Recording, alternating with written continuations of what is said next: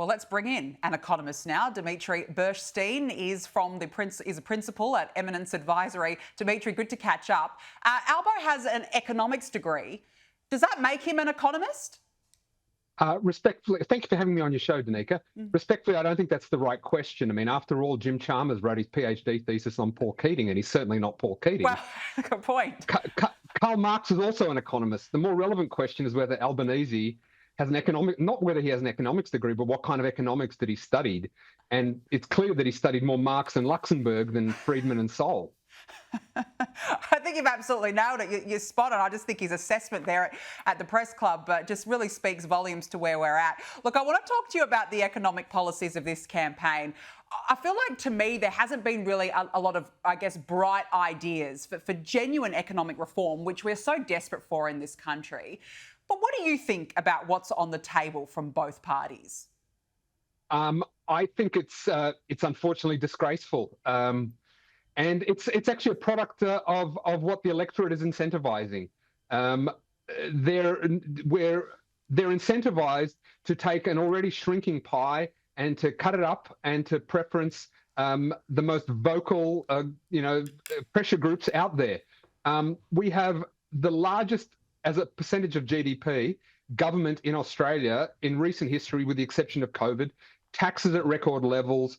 The economy is, crawling to a halt because of government.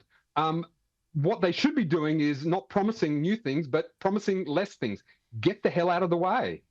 Yeah, and the thing is, we've also had record government spending under Anthony Albanese. He's brought in more than 1 million migrants, which is propping up our economy. It's a complete Ponzi scheme. And, he's going to leave us with $1 trillion of debt. Where does this leave this country?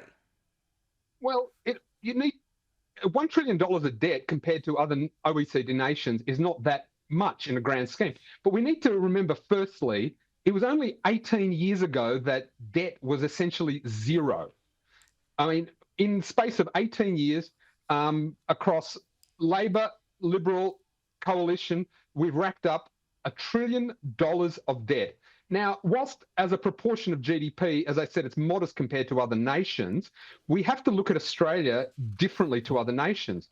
We are a mid-sized trade-exposed nation sitting across 3 oceans away from everyone else on a very unsustainable geostrategic positioning. Our defence benefactor is in a Cold War with our economic benefactor. We've been allowed to get away with not choosing for a long time. At some point, we're going to be forced to choose, and either choice we make is going to be uncomfortable. And we should be prepared for the consequences of that choice, and that includes, making this nation as fit and as prosperous as possible. And neither of the options available for tomorrow is giving us that option. Yeah, look, I still think that Labor has been completely reckless and they're the worst option on the table. But you're right, though, there has been a lot of spending. We'll see what happens. Dimitri Burshtein, we have to leave it there. It's nice to chat with you. Thank you very much for joining me on the show.